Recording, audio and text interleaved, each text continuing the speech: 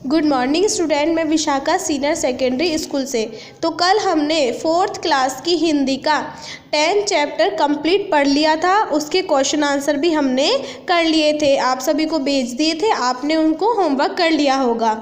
तो आज हम 4th क्लास की हिंदी का जो हमारी बुक का नाम है पराग, उसका हम चैप्टर नंबर 11 पढ़ेंगे। सभी बच्चे अपने बुक का पेज नंबर 50 खोलिए। हमारे पाठ का नाम है भारत की अपूर्व प्रतिभा। प्रस्तावना।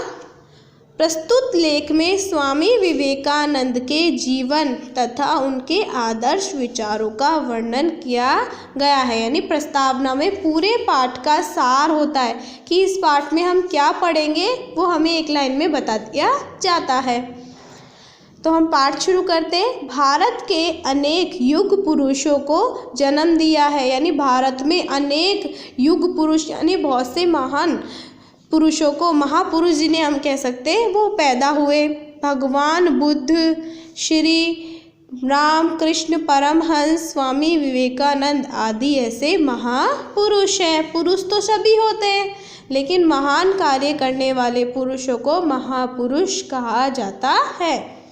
विवेकानंद का जन्म 12 जनवरी 1863 में कोलकाता में हुआ। उनकी माता का नाम भुवनेश्वरी देवी और पिता का नाम विश्वनाथ दत्त था। उनके माता पिता उन्हें नरेंद्र के नाम से बुलाते थे। तो हमारे जो स्वामी विवेकानंद है, जिन्हें हम स्वामी विवेकानंद के नाम से जानते थे, उनके बचपन का नाम नरेंद्र था। नरेंद्र का परिवार पहले ही आध्यात्मिक बातों में रुचि रखता था। नरेंद्र की प्रारंभिक पढ़ाई घर पर ही हुई।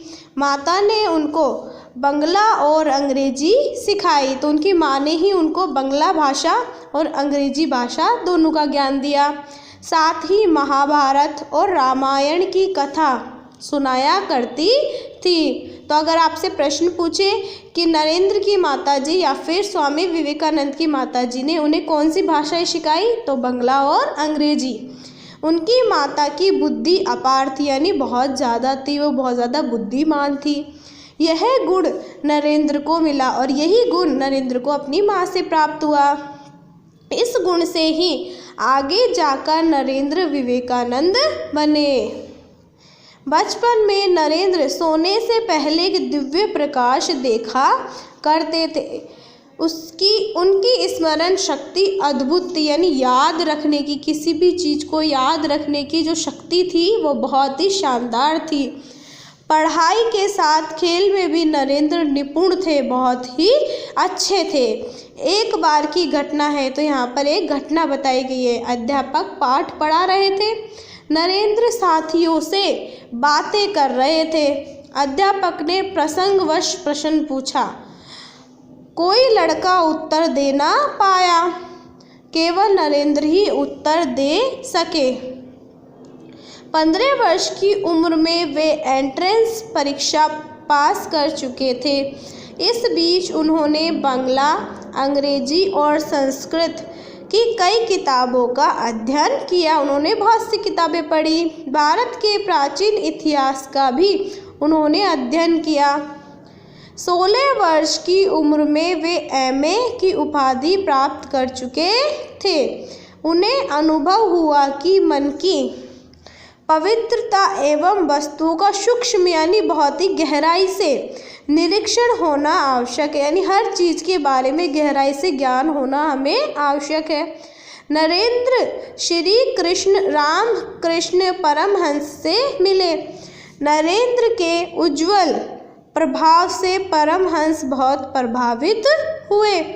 तर्कशास्त्र, पाश्चात्य दर्शन, यूरोप का इतिहास आदि विषयों का उन्होंने खूब अध्ययन किया। वे प्रकृति से बहुत प्यार करते थे। परमहंस के साथ जो बातचीत हुई, उससे नरेंद्र को एक साक्षात गुरु प्राप्त हुए। परमहंस भी कई सालों से एक सच्चे शिष्य की खोज में थे।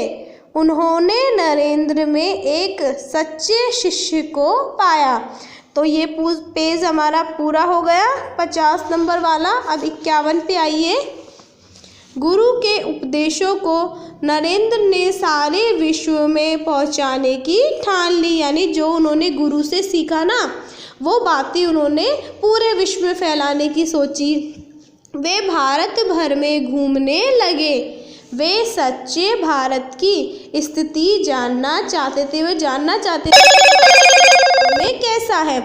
घूमते घूमते विवेकानंद कन्याकुमारी पहुँचे। वहाँ से चेन्नई तक वे पैदल गए।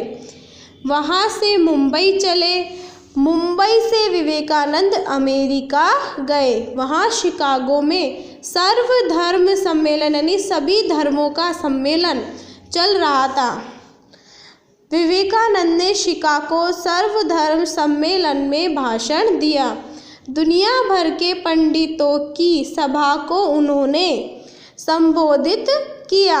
अमेरिका के बहनों और भाइयों, तो यानी स्टार्टिंग में जब उन्होंने भाषण दिया तो उन्होंने बोला अमेरिका के बहनों और भाइयों।